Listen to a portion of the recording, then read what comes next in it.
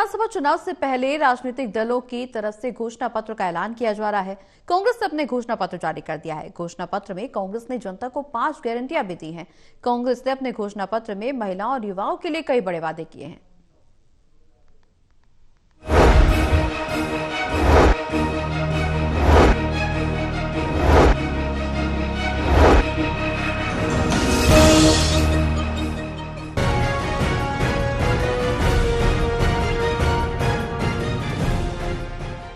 दिल्ली विधानसभा चुनाव 2025 से पहले कांग्रेस ने अपने घोषणा पत्र जारी कर दिया।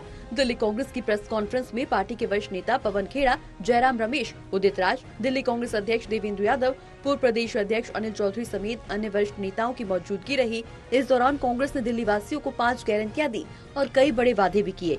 दिल्ली कांग्रेस अध्यक्ष देवेंद्र यादव ने घोषणा पत्र के मुख्य बिंदुओं को विस्तार से समझाया। बताया कि कांग्रेस ने महिलाओं और युवाओं के लिए कई अहम योजनाओं को अपने घोषणा पत्र में शामिल किया है।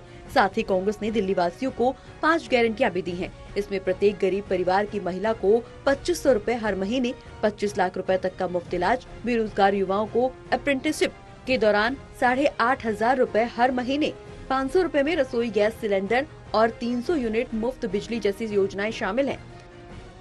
5 गारंटीज हैं जिसमें महिलाओं को हर महीने 2,500 रुपये देने का वादा हमने किया है। इसके साथ साथ 25 लाख का जो हेल्थ इंश्योरेंस है वो हमने दिल्ली के हर व्यक्ति के लिए, चाहे वो बच्चा है, बड़ा है, बुजुर्ग है, महिला है या पुरुष है, उन सबको इसमें कवर करने की बात कही है। और इसके साथ साथ आज बढ़ते बेरोजगारी के समय पर 8500 रुपये हर महीना युवाओं को खास तौर पे उनको प्राइवेट कंपनी में अकोमोडेट करना, अप्रेंटिसशिप के लिए उनको सपोर्ट करने के लिए 1 साल की ये योजना हमने युवाओं के लिए खास तौर पे रखी है।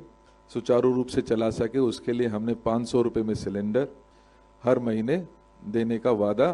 इसके साथ साथ 300 यूनिट फ्री की बात भी, गारंटी भी हम इसमें दे रहे हैं। घोषणा पत्र में महिलाओं के लिए प्यारी दीदी योजना, स्वास्थ्य के लिए जीवन रक्षा योजना, युवाओं के लिए युवा उड़ान योजना, महंगाई से राहत के लिए महंगाई मुक्ति योजना और बिजली के लिए फ्री बिजली योजना का वादा किया गया। कांग्रेस ने कहा कि सत्ता में आने पर वो दिल्ली में जातिगत जनगणना को आगे बढ़ाएगी, जैन वेलफेयर बोर्ड बनाएगी और पूर्वांचलियों के लिए अलग मंत्रालय का गठन करेगी, जिसमें युवा भी हैं, जिसमें महिलाएं भी हैं, जिसमें SC भी हैं, जिसमें अर्बन पुअर भी है, जिसमें हमारे माइनॉरिटीज़ के भी इश्यूज हैं, जिसमें ट्रांसपोर्ट है, हेल्थ है, बात कर रहे हैं। जैसे ही हमारी सरकार बनेगी हम कास्ट सेंसस की कार्रवाई को आगे बढ़ाएंगे। खुशी है कि सच्चर कमेटी की रिकमेंडेशंस पे भी हमने इस पे विस्तार से बात की है। सच्चर कमेटी की रिकमेंडेशंस भी हम इम्प्लीमेंट करेंगे। इसके साथ साथ जैन वेलफेयर बोर्ड बनाने का हमने वादा इसमें किया है। इसके साथ साथ जो एक और बहुत बड़ा सेगमेंट जिसको हमने इसके द्वारा साधने की कोशिश की है, उनकी समस्याओं को साधने की कोशिश की है, वो है हमारा पूर्वांचली एक बड़ा सेगमेंट है।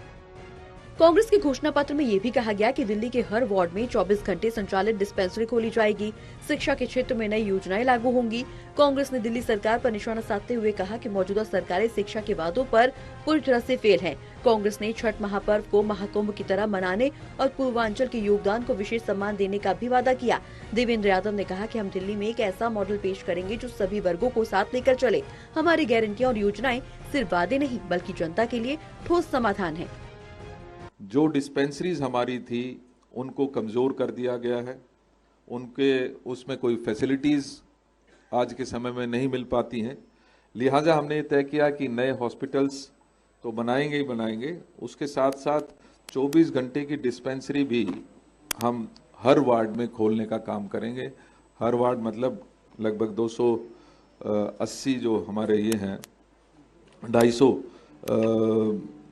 डिस्पेंसरीज भी हम आने वाले समय में जो 24 घंटे काम करेंगे और जहां पर वो सारी फैसिलिटीज़ टेस्टिंग की, डॉक्टर्स की अवेलेबल उस समय हो पाएगी।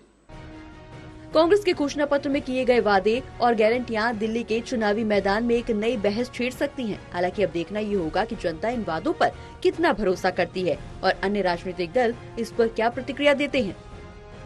दिल्ली से विशाल सिंह की रिपोर्ट।